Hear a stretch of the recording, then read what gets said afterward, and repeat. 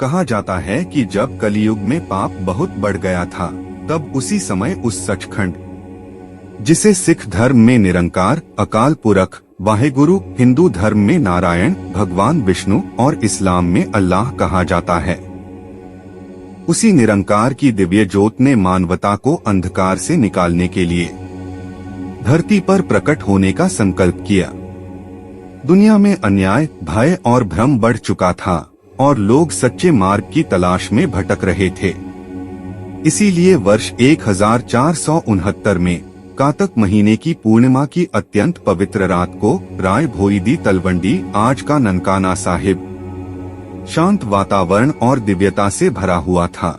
उसी पावन क्षण में पिता मेहता कालू जी और माता तृप्ता जी के घर श्री गुरु नानक देव जी का जन्म हुआ।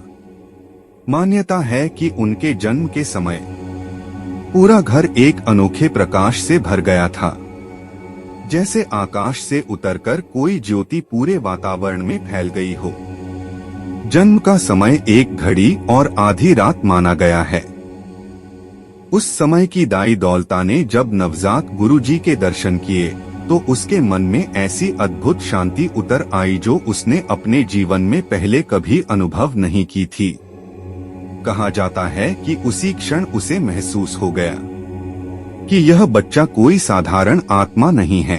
कथाओं में वर्णन मिलता है कि देवतागण भी अदृश्य रूप में उपस्थित हुए और गुरुजी के जन्म के दर्शन किए, मानो पूरे ब्रह्मांड ने इस दिव्य अवतरण का स्वागत किया हो, क्योंकि वे जानते थे कि यह ज्योत कलयुग के भटके हुए लोगों को सच्चा मार्ग दिखाने आई है।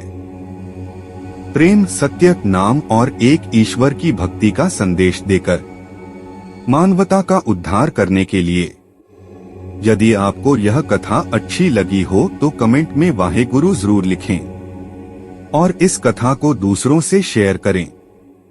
गुरु जी के आगे के जीवन की कथा सुनने के लिए चैनल को सब्सक्राइब जरूर करें और जिन्होंने भी यह कथा सुनी उनका बहुत बहुत धन्यवाद। यदि गुरु जी की कथा सुनाते समय कोई भूल हुई हो तो गुरु जी और उनकी संगत क्षमा करने की कृपा करें। वाहेगुरु जी मेहर करें।